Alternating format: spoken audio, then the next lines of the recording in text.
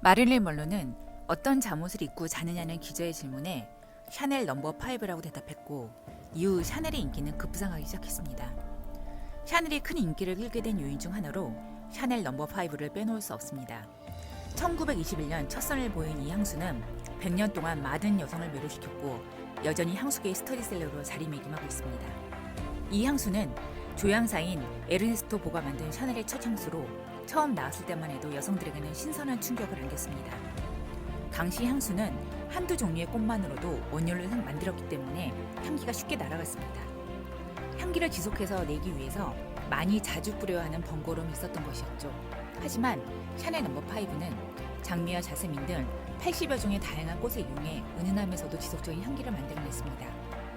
특히 이 향수가 더욱 명성을 이끌었던 이유는 바로 미국 배우 마릴린 먼로 때문이었죠.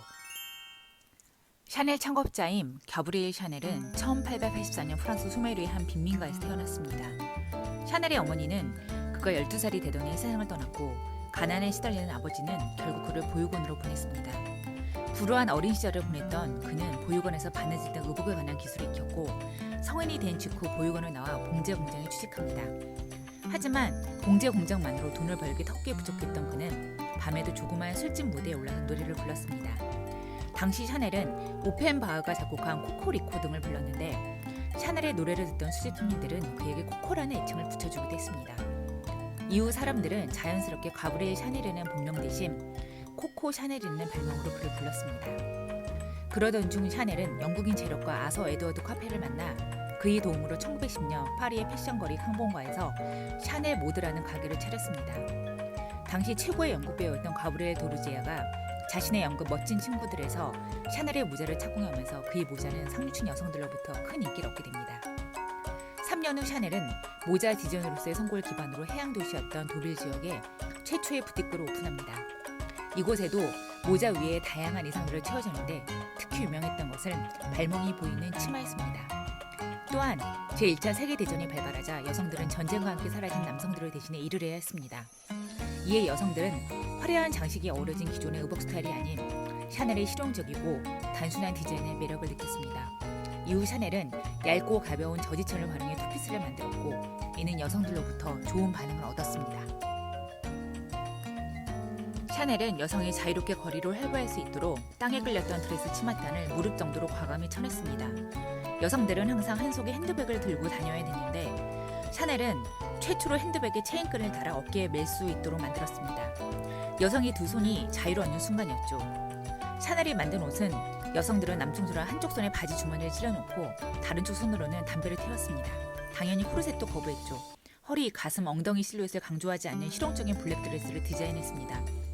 남성과 죽음의 색으로 여겨졌던 검은색을 여성 옷에 적용한 것만으로도 과감한 시도였습니다. 패션 잡지 보고는 이 드레스를 포드 자동차에 비유하며 표준이 될 것으로 예언했습니다. 예상은 적중했죠. 훗날 영화 티파니에서 아침을 해서 오드리 헵번이 입은 지방시 드레스가 큰 히트를 쳤습니다. 헵번이 입은 지방시 옷은 샤넬의 드레스 스타일을 계승해 만든 제품이었습니다. 샤넬이 창조한 이 드레스는 포드 자동차처럼 하나의 규격이 되었죠. 오늘날엔 스파 브랜드에서도 비슷한 디자인의 옷을 살 수 있을 정도로요. 1차 세계대전과 달리 2차 대전은 샤넬에게 큰 위기였습니다. 독일군이 프랑스를 점령한 동안 샤넬은 독일군 장교와 위험한 사랑에 빠졌습니다. 어떤 계기로 샤넬이 적국의 남자와 사랑에 빠졌는지는 명확히 알려지지 않았습니다. 샤넬은 조국의 배신자로 불렸고 스위스로 망명했습니다. 공식 활동을 멈추고 운동생활에 들어갔고 공백은 15년 동안 이어졌습니다.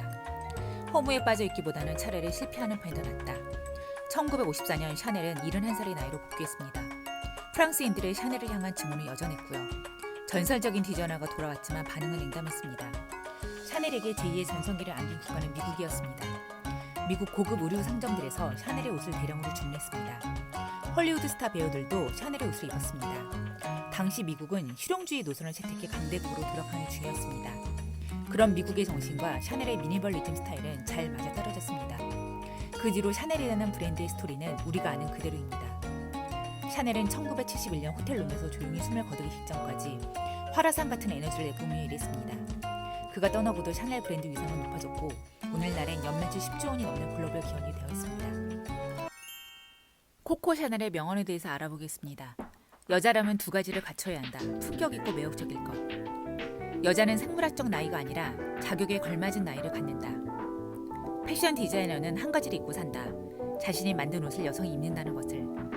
진정한 우아함의 본질은 단순함이다. 나는 나의 삶을 창조했다. 이전 나의 삶이 싫었기 때문이다. 나는 어리지 않지만 어리다고 느끼며 살고 있다.